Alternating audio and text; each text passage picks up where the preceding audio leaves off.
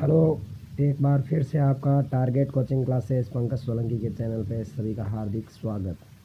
हम पढ़ेंगे कक्षा 6 की गणित, जिसमें हम पढ़ रहे थे इकाई नंबर 1.2 संख्याओं में पैटर्न किस प्रकार से चलता है।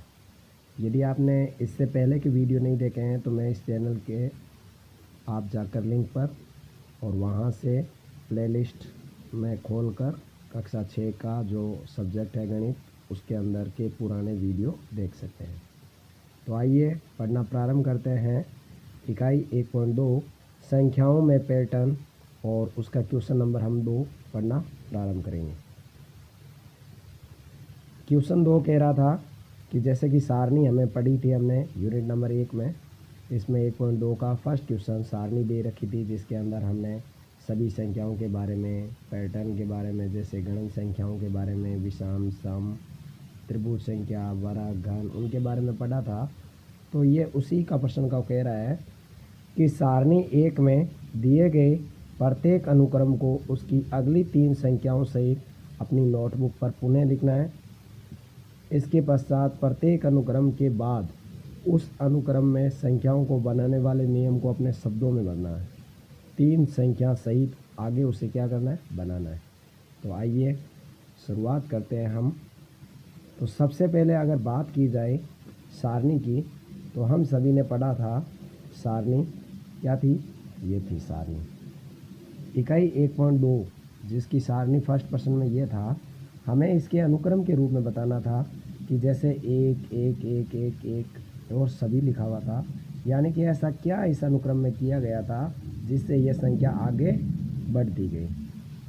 तो आइए हम फर्स्ट क्वेश्चन से प्रारंभ करते हैं। यहाँ पर देखिए हम लिखेंगे फर्स्ट क्या दिया गया था, 1 comma 1 comma 1 comma 1 dash dash dash dash, और यहाँ आपको इस अनुक्रम के बारे में क्या बताया गया था, सभी। हमें देखने से ये पता चलना चाहिए था कि इस अनुक्रम की आगे की 3 संख्या कैसे चलेगी। तो देखिए हमने यहाँ पर ये पाया गया था कि इस अनुक्रम में हमने ऐसा क्या इस पैटर्न के अंदर सम्मिलित किया जिससे ये अनुक्रम चलता रहे, और उसे हमने क्या बोला था, सभी। तो इस अनुक्रम में किसी भी प्रकार का कोई भी परिवर्तन जब नहीं हो रहा था, यानी कि सभी संख्या में हमने जैसा ज्ञात किया था, इस 1 में हमने क्या ऐसा जोड़ा कि हमें ये 1 प्राप्त हुआ। इस 1 के साथ में हमने किस संख्या को ऐड किया, यानी कि जोड़ने पर हमें ये संख्या प्राप्त होती है। तो इससे हम नेक्स्ट आगे की 3 संख्या निकालेंगे। तो हम लिखेंगे इस अनुक्रम में 0 को जोड़ा, अर्थात इस संख्या में किसी भी संख्या को जोड़ने पर ऐसी संख्या हमें लेनी थी जिसमें ये किसी भी प्रकार का क्या हो, परिवर्तन ना हो। तो देखिए 0 जोड़ा था, तो अनुक्रम यहाँ आपके पास 1 था, 1 के साथ हमने 0 को जोड़ा था, तब हमारा ये सेकंड पद 1 प्राप्त हुआ। सेकंड पद यानी कि जो दूसरा पद है उसमें भी हमने 0 को ऐड किया, यानी कि जोड़ा, तो हमें ये 1 प्राप्त हुआ। तो इसके अंदर हमने क्या 0 अनुक्रम के साथ में जोड़ना प्रारंभ किया था, जिससे ये संख्या आगे बढ़ती गई। तो इसके आगे की यदि संख्या की मैं अगर बात करूं, तो यहाँ पर हमें आगे की 3 संख्या प्राप्त करनी हो, तो आप लिखोगे अगली 3 संख्या, आगे की 3 संख्या। अनुक्रम कैसे दिया गया था, 1 comma 1 comma 1 comma 1 dash dash dash था। तो हमें ये पता होना चाहिए था कि यहाँ पर प्रत्येक संख्या में जब 0 को जोड़ा गया था तो ये अनुक्रम 1 1 1 1 1 इस प्रकार से आगे बढ़ता जाएगा, और जिसके कारण हमने इसे क्या नाम दिया था, सभी दिया गया था नाम, जिसकी वजह से यह क्रम आगे बढ़ता गया था। अब देखिए हम यदि इसके फर्स्ट में ये कंप्लीट सभी का होने के बाद में हम इसे दूसरा अनुक्रम में पढ़ेंगे 1, 2, 3, 4 डैश डैश करके गणन संख्या लिखा था, यानी कि इस 4 के बाद हमें आगे की 3 संख्या क्या प्राप्त होगी। तो ये देखिए प्राकृत संख्या है, 1 के बाद 2 प्राप्त हुआ, 2 के बाद में 1 जोड़ने पर 3 प्राप्त हुआ, 3 के साथ 1 जोड़ा तो हमें 4 प्राप्त हुआ। तो ऐसे ये प्राकृत संख्या जो लगातार चलती आ रही है उसके बारे में हमें यहाँ सेकंड रूप में लिखना है। तो हम क्या लिखेंगे यहाँ पे, सेकंड क्या दिया गया है 1, 2, 3, 4 डैश डैश डैश डैश इस प्रकार के आगे यह अनुक्रम कंप्लीट होता है जिसका नाम क्या था, गणन संख्या। तो हम लिखेंगे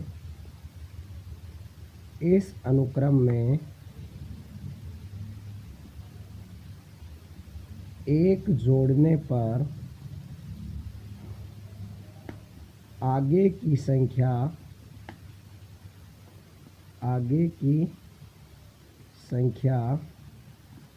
प्राप्त करते हैं।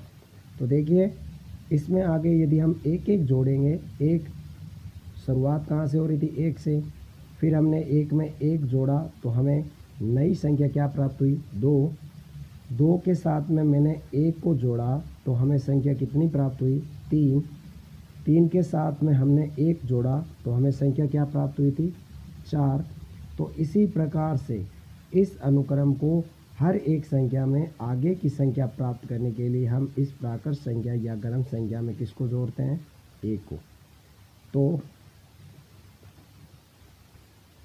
प्राप्त संख्या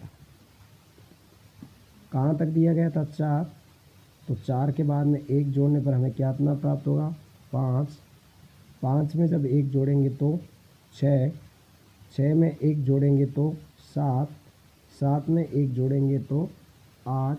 ये इस प्रकार से क्रम में ये क्या करता जाएगा, आगे आपको प्राप्त होता जाएगा। तो इसी प्रकार से हम आगे के पढ़ना प्रारंभ करते हैं। जब हमारा गणन संख्या कंप्लीट हो गया, अब हमें पढ़ना है कि विषम संख्या किस प्रकार से चलती है।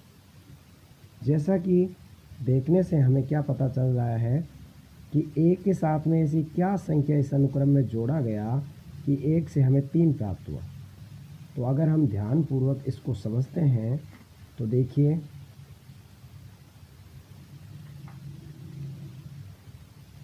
इस अनुक्रम को प्राप्त करने के लिए हम क्या बोलेंगे,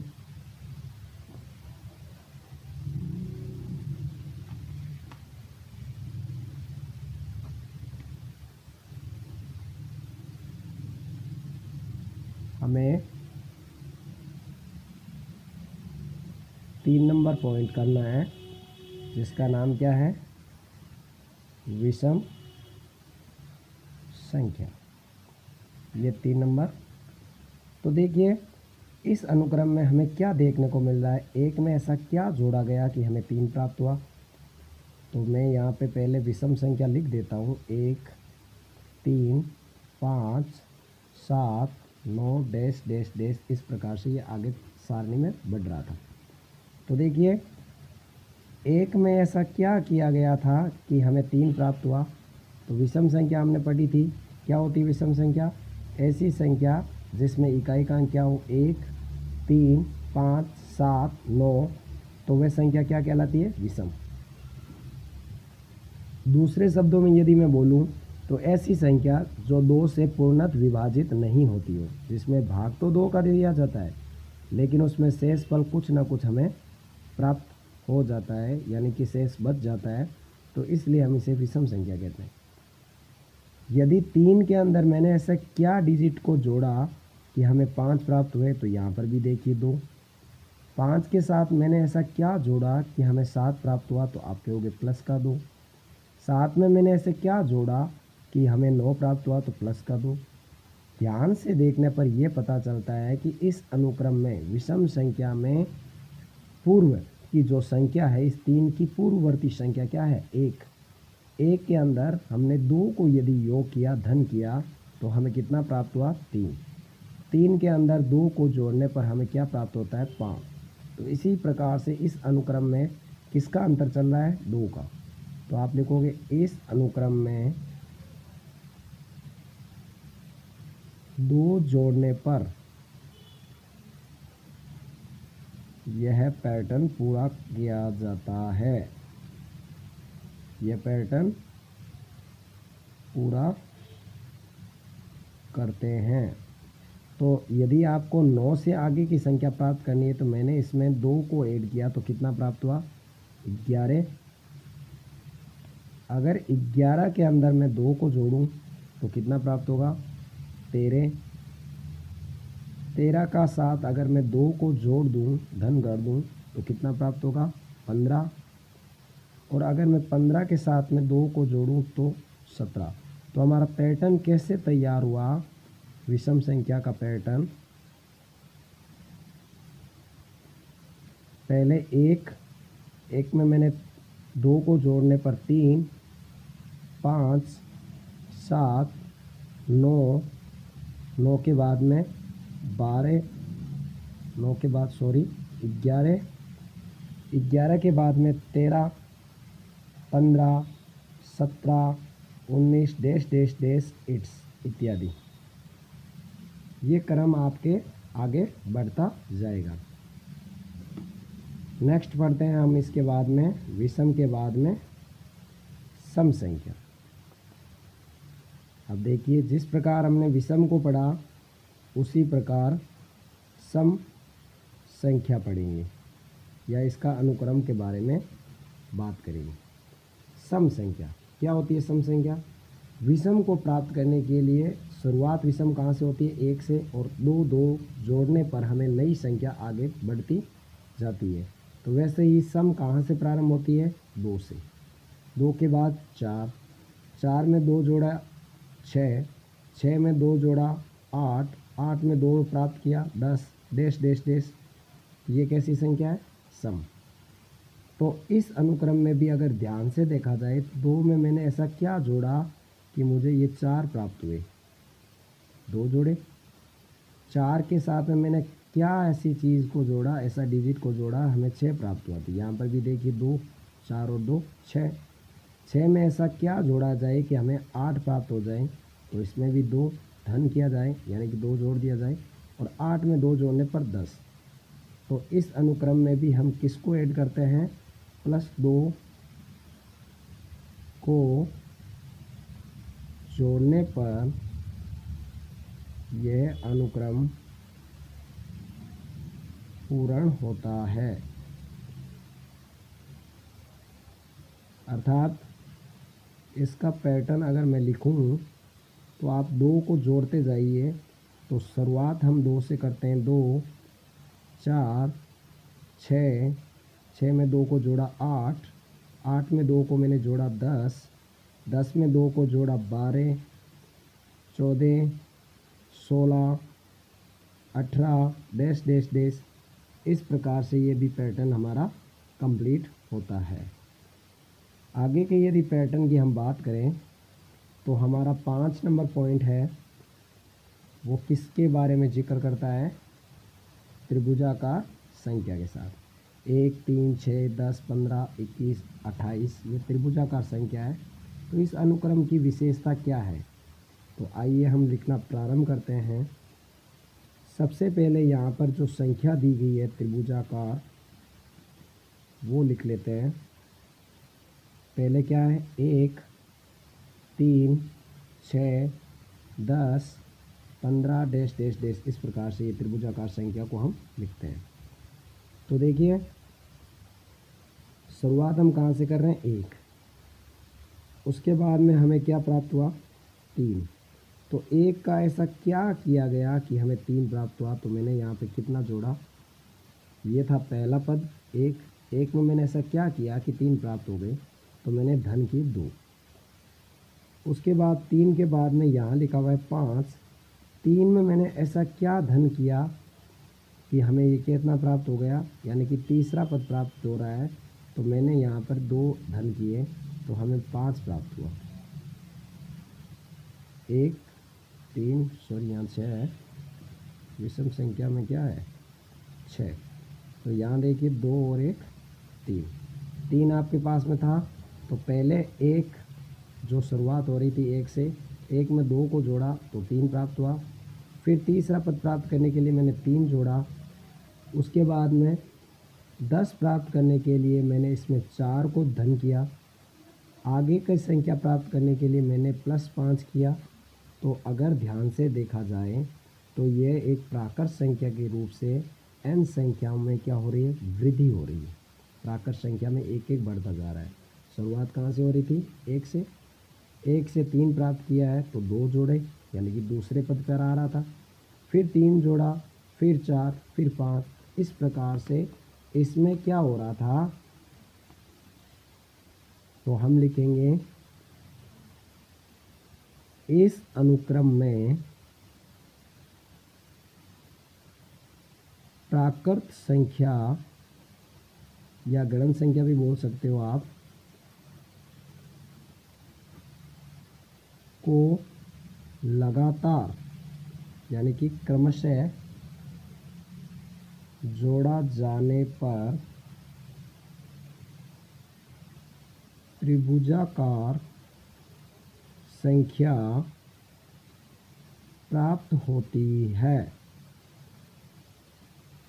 तो पहले 1 था, 1 के साथ मैंने 2 को जोड़ा तो हमें 3 प्राप्त हुआ, 3 के साथ फिर 3 को जोड़ा तो हमें कितना 6 प्राप्त हुआ, 6 के साथ में मैंने 4 को जोड़ा तो हमें 10 प्राप्त हुआ, 10 के साथ में यदि आगे की संख्या निकालनी है तो ये देखिए क्रम से 1 2 3 4, तो हम यहाँ 5 करेंगे।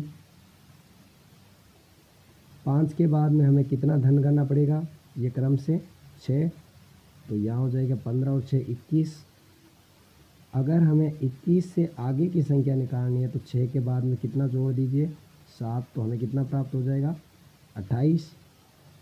अगर आपके पास में जो संख्या प्राप्त है उसमें अगर हम 8 को जोड़ेंगे तो आपका हो जाएगा 36। अगर इस 36 से हमें आगे तो 8 के बाद में हम प्राकृत संख्या 9 जोड़ेंगे तो कितने हो गए, ये हो गए आपके 9 और 6 15 और 1 3 और 1 4 45। इसी प्रकार से आपको 45 के साथ में अगर हम 10 को धन करते हैं जोड़ते हैं तो हमारा हो जाता है 55।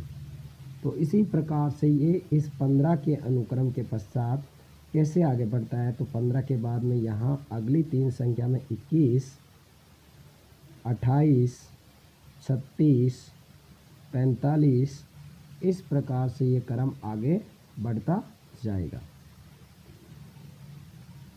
आगे की अगर हम संख्या पढ़ते हैं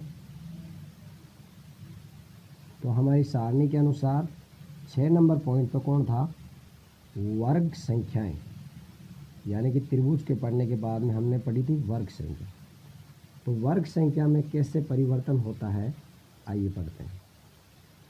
वर्ग संख्या कहाँ से प्रारंभ होती है, तो वर्ग संख्या में 1 का जब भी वर्ग करते हैं तो 1, फिर 4, उसके बाद में कितना आता है 4 के बाद में 8, यानी कि वर्ग के रूप में हमें प्राप्त होता है। तो वर्ग संख्या में 1 4 9 9 के बाद में 16, 16 के बाद 25 टेस्ट टेस्ट टेस्ट, इस प्रकार से चलता है। तो वर्ग संख्या क्या होती है, किसी संख्या को उसी संख्या से समान पद में गुणा करना क्या कहलाता है, वर्ग कहलाता है। तो देखिए इस अनुक्रम में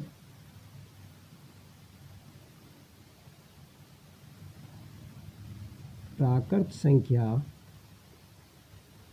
का वर्ग करना, तो देखिए 1 का जब वर्ग करते हैं तो 1 का मतलब होता है 1 कितनी बार है 2 बार, इसका मतलब 1 ही प्राप्त होता है। यदि मैं यहाँ पे 2 का वर्ग करूँ तो 2 कितनी बार 2 बार, इससे हमें 4 प्राप्त हुआ। 3 का वर्ग 3 × 3 कितना प्राप्त होता है 9। 4 का वर्ग 4 × 4 16, और 5 का वर्ग 5 इंटू 5 बराबर 25। इसी प्रकार से 5 के आगे प्राकृत संख्या अगर 6 लेते हैं, 6 का वर्ग करते हैं तो हम लिखेंगे 6 गुना 6 कितना होता है 36। 7 का वर्ग 7 गुना 7 कितना होता है 49। यदि हम 8 का वर्ग ज्ञात करते हैं तो 8 भी कितनी बार आएगा 2 बार। 8 गुना 8। समान और समान पदों से 2 बार गुणा करना क्या कहलाता है वर्ग कहलाता है। तो 64।